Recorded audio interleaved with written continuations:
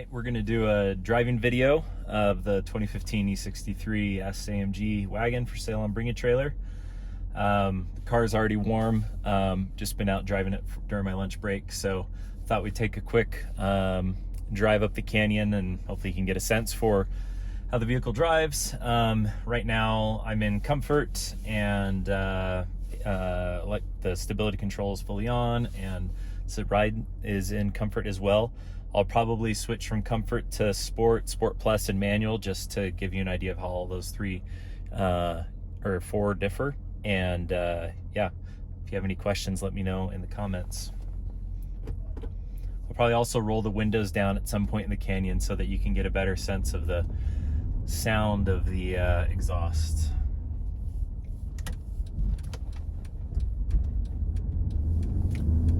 But just starting out in comfort for now. Actually, you know what, let's just go ahead and put it in Sport Plus.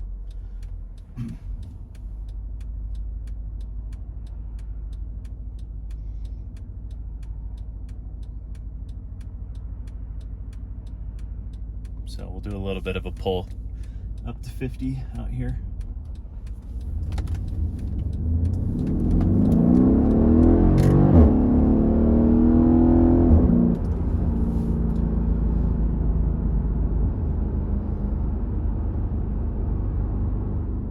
Guess while I'm driving, I might as well say some stuff about the car that hasn't been listed or mentioned in the listing.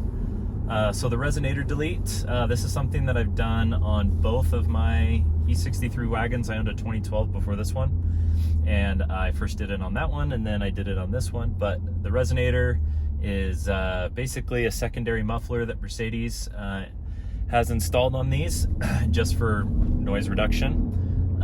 So I had the resonator removed, and just that section is replaced with straight pipe.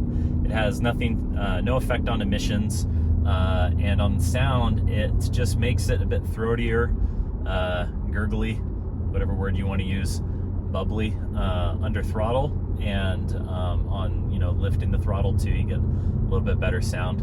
It doesn't do any droning or humming or anything like that. When it's idling, you can't tell a difference. It's really just just turns the noise level up 1 or 2 clicks when you're on throttle. So I really like it. Again, no issue with emissions.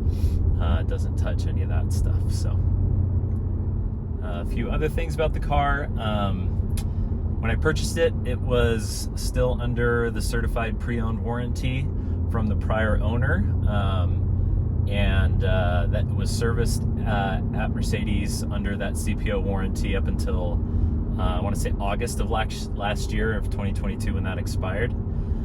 So there's a bunch of stuff in the service history records you'll see, and that's because anytime any little thing came up, I wanted to get it fixed under warranty, so I would take it in and get it fixed. So it's had a lot of work done to it in the last kind of 30,000 miles for maintenance and upkeep. So it's in great shape right now.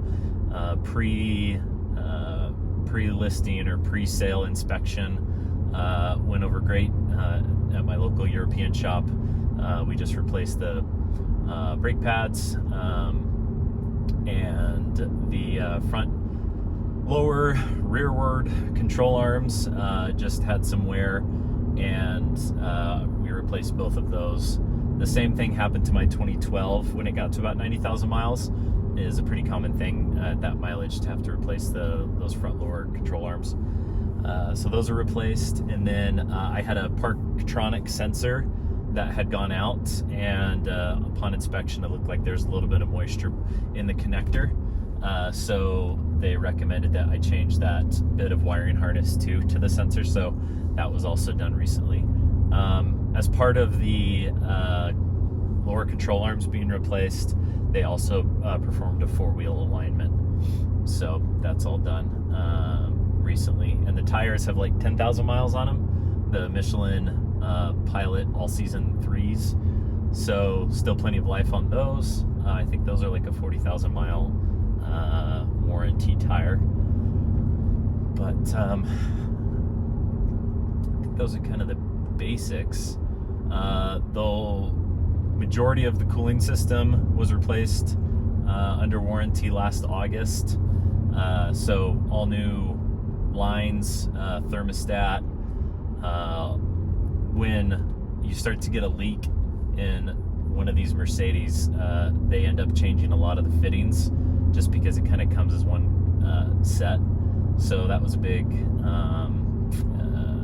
service that was done to it. So cooling is all replaced and good to go.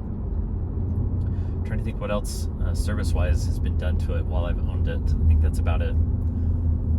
Prior owner, there was they had like a half shaft, like not like a transaxle shaft, but like a half shaft on the front left that was serviced and replaced. I think maybe a wheel bearing, something. No, not a wheel bearing. Whatever hub was on that half shaft. The Weisstech air filters, I had those put in March. I had considered doing a Weisstech ECU tune on this, but I never did it. I had done it on my prior wagon, and it was just insane, the amount of power you get from that increased boost. So I didn't do it to this car, but I did do the air filters. So at least that way you could just clean the air filters in the future. You don't actually have to replace them, which is nice. And supposedly, you know, a little bit higher performance with the less restricted airflow. Okay, good. This guy's going the way I was hoping he would. So we'll go into manual.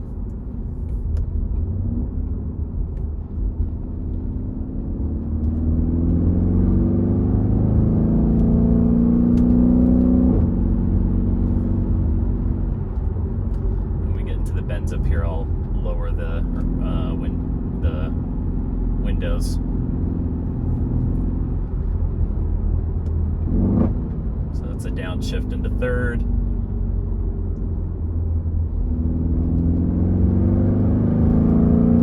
It's like quarter throttle. It's fifth. Downshift into fourth. Into third.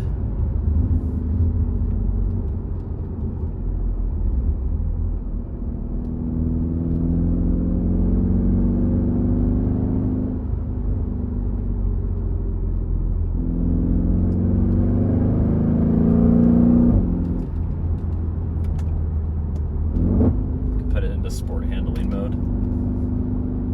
So I'm in sport handling mode now, which stiffens it up a little bit.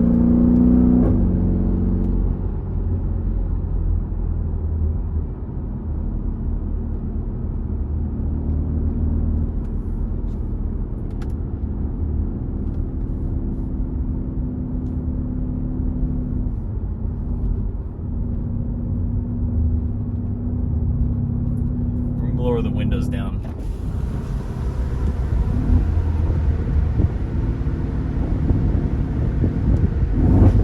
Second.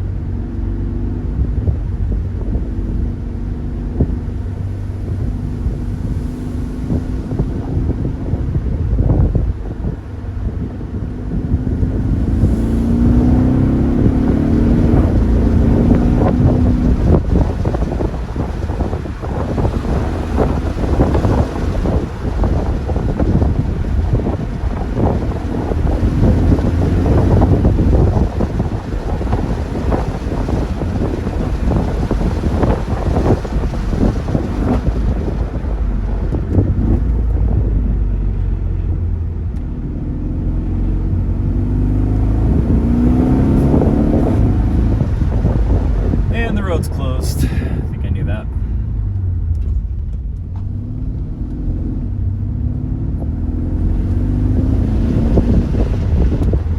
Pull the windows back up.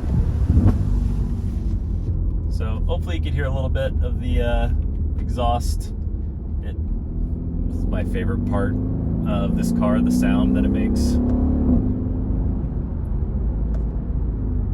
And just the torque. I think the numbers are listed in the BringATrailer listing, but I think it's like 570 on the horsepower and like 590 on foot-pounds of torque.